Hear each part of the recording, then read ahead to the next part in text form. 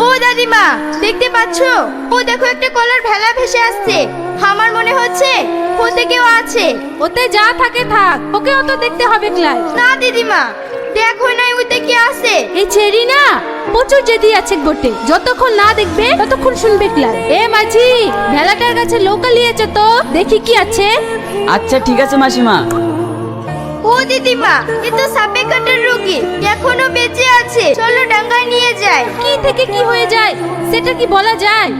এ দেখো দিদিমা, একটা চিঠি লেখা আছে। কি লেখা আছে দেখ তো। আমার ছেলেকে সাপে কেটেছে।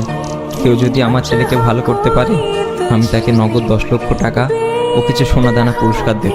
একে যদি ভালো করতে পারি তাহলে তো আমরা বড়লোক হয়ে যাব বটে। চল চল, একে ডাঙ্গায় নিয়ে চল। তোরা সবাই সরে দাঁড়া। এ তো অসম্ভব, এ তো কাল লাগেনি তে টেনশন করা।